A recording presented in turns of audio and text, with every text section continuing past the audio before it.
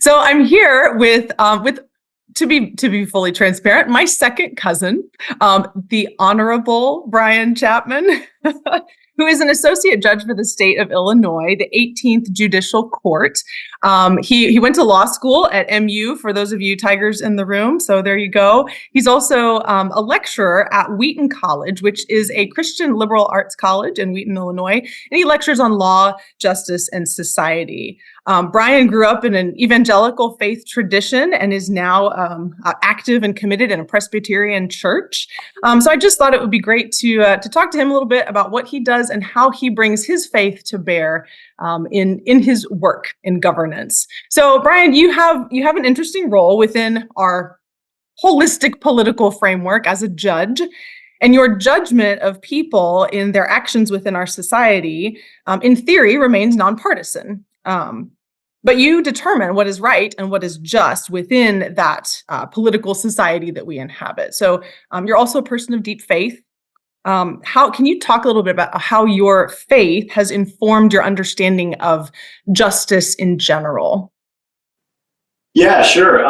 First of all, this is really cool. And I think these types of conversations don't happen enough, but are starting to happen more, which is encouraging within various Christian circles.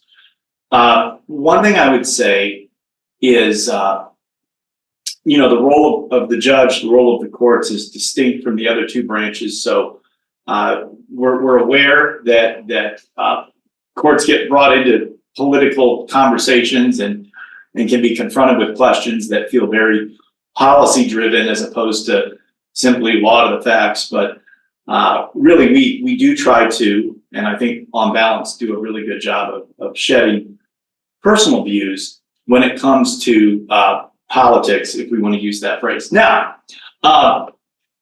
how for me, my faith has impacted how I think about justice. There's a couple different ways it has profoundly, and there's a couple different ways to think about it. If we think about some of the conversations that have happened over the last 3 and 4 years, a lot of times when we think about justice, we're thinking about sort of criminal justice. And I've heard it said, and I agree with, when I think about justice, I think about the commandment to love my neighbor as myself. And when I think about loving my neighbor as myself, a couple things jump out to me. Number one, what does it mean to love someone who is accused of wrongdoing? Number two, what does it mean to love someone who has been harmed? And what Scripture's command is clear. Scripture's command is clear that we are to love everyone. That's the beauty of the Good Samaritan, right? It's not limited to the people who look like me or think like me or dress like me or went to the same schools as me, but it is a call to everyone. So as far as justice in sort of the sphere we've thought about a lot is publicly over the last few years, I think the command to love my neighbor as myself controls. And I think it's a really challenging message, right? What does it mean to love someone who's accused of wrongdoing? What does it mean to love someone who's been harmed by potential wrongdoing? And it can't just be the people. It kind of that framework kind of breaks through or breaks down the camps we oftentimes like to put ourselves in. So that's one way of thinking about justice. The other thing, if you sit, as I sit in a civil court, so I'm not hearing criminal matters at this time. I hear various types of lawsuits and disputes. So all of a sudden, you're not thinking about liberty interests and like freedom and restraint. You're thinking more about procedural fairness. That would be a phrase that in the industry, that's something we think a lot about. And procedural fairness, justice as procedural fairness, doesn't mean a particular outcome in any case, but it does mean making sure that a litigant, in particular, a self-represented litigant, is heard, understands what's going on, can leave explaining what the court did and why the court did it. That's another real piece of justice, procedural justice. And the other thing I would say as far as how do I think about justice as a believer? Is someone once said, what does it mean to be a Christian pilot? And someone said the first thing is land the plane. Being excellent, striving for excellence in what we do, I believe is part of a Christian witness, because work is an act of worship. Right? We were made to work. And so part of it is simply being the best judge I can be, ensuring procedural fairness in various types of settings, and then also thinking, not disregarding the law. Very few litigants ever come in and ask me to not apply the law, if ever. But understanding what does love mean? What does love look like in situations where we're dealing with criminal justice issues? Yeah.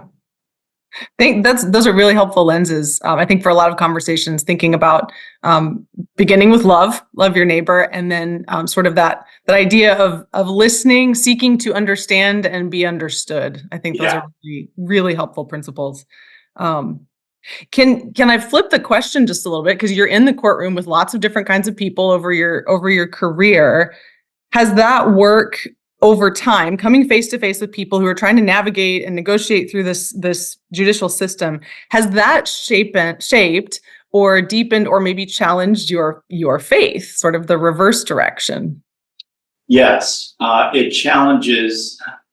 Yeah, the answer is yes.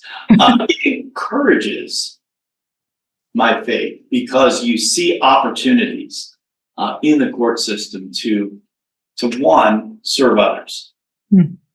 Two, you oftentimes in various court settings will come in to encounter what our society will call sort of the least of these, and an opportunity to both administer justice in a way that is both consistent with the law, but provides dignity to those in the process, I found is deeply encouraging to my faith, and a framework, or sort of a lens with which I think it's important for someone in a courtroom or any setting is just remember, for me, the people coming in front of me are all image bearers. And if we step back from our moment in our day, wherever we may be, and recognize the person who's making life difficult, perhaps, or going through a very hard day, or someone you could perhaps be very succinct and short with and move on and not think another thing about, that split second thought of they bear God's image every bit as much as I do, that can change a lot of things. It can change a lot of things in your house, in your neighborhood, and it can change a lot of things. And I like to believe has changed a lot of things in my courtroom. And part of that means that I can reevaluate my own assumptions about how things work. I bring to bear, like all of us, my experience onto every situation. But my experience is only my experience. And so again, it's not about altering outcomes as much as it is making sure there is dignity, making sure people are being heard, and looking at a situation and saying, what is within the parameter of things the court can do here? What makes the most sense for this person or this party as it relates to resolving the dispute, resolving the conflict? And in a family law dispute, that could look one way. In traffic court, it can look another way. In a guardianship matter, it can look something different. But I think that when stakeholders ask themselves, what makes the most sense here for this individual? What can I do?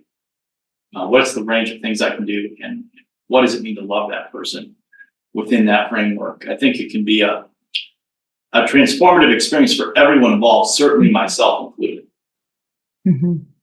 Yeah. I think I've heard some of these things come out just in what you've said, but just to sort of summarize and wrap it up here, as a Christian, as a person of the Christian faith, what's sort of your starting point? What are your values that every day as you wake up and walk into work as a judicial figure? What are those things? Your grounding? Yeah. So the canned answer, or the cliche, and their cliches are cliches because they're kind of true, is Micah 6:8, right? Um, uh, love justice, walk humbly with your God, seek mercy, seek justice, love mercy, walk humbly with your God.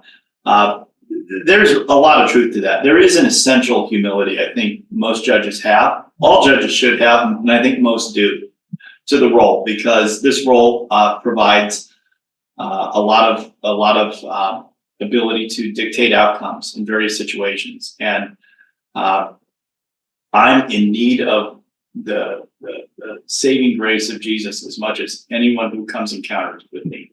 Mm-hmm. And so reminding myself of that, I need to hear the gospel every day, and the good news of resurrection every day. Mm-hmm. And that mindfulness, maybe it's Augustinian in nature, but that mindfulness, I think, really does set me up for encountering people on terms that allows me to see them for who they are. Mm-hmm. Awesome. Thanks, Bryan. Thanks, Your Honor. Cuz. I appreciate your time, your insight, and your faithfulness in the work that you do.